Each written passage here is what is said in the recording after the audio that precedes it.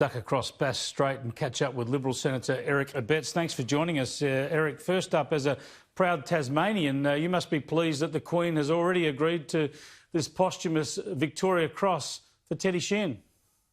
A wonderful outcome for all those that have campaigned for the VC for Teddy Sheean, Gavin Pearce, the federal member for Braddon, and Guy Barnett right there in the vanguard for this award.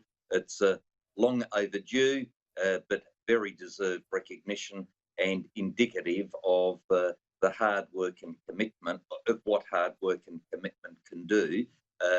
So hats off to all those that have campaigned for this deserved recognition.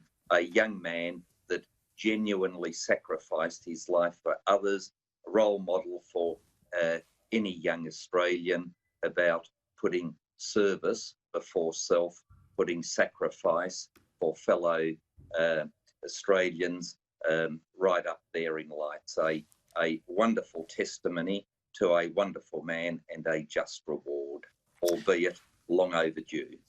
Indeed. Now, Tasmania was the first state to close off its borders to the rest of the country. You've been pretty successful after a bad outbreak in northern Tasmania back in the day, but you've been pretty successful for a long while, a bit like the New Zealand cousins across the Tasman there. In fact, there was talk about a Tasmania-New Zealand bubble for a while, but almost at the same time, along with New Zealand, you've had a few cases there. So even with the closed borders, you can't keep the virus completely at bay.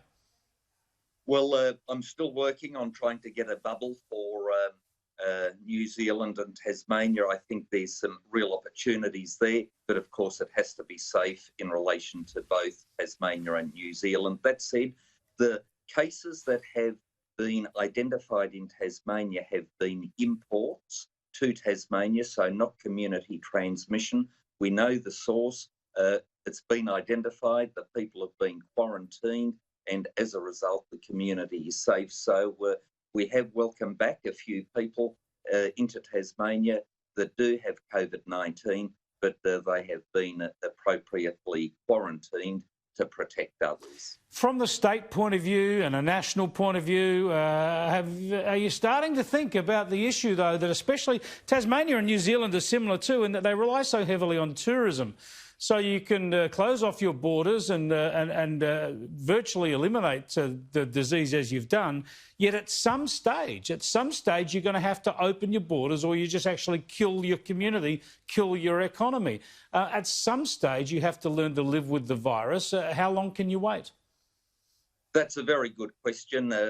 How long's a piece of string? We've got to work on this day by day, week by week. But you are right, Tasmania, in very rough terms, 10% of our economic turnover is tourism, so a vital part of our economy. Lots of people are in real pain in that sector, so JobKeeper continuing is going to be vitally important. But it can't go forever. It can't go forever, and every day costs more. Every day pushes another livelihood to the sidelines. We don't know if there'll ever be a vaccine, yet we're hearing no government plan for how we get back to action that is with the disease, living with the virus.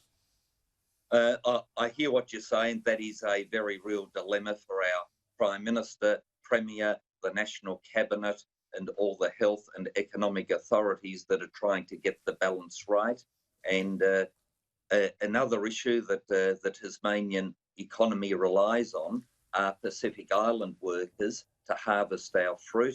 And I've in fact just recently written to the Minister for Pacific Island Affairs and Minister for Employment to see whether or not we might be able to allow Pacific Islanders to come to Tasmania, because, for example, Vanuatu has no recorded cases of COVID, and so if workers you might need charter flights to do that. That's a good segue, because I want to take up some of those issues with our next guest. So thanks for joining us, Senator Eric Abetz. Always a pleasure.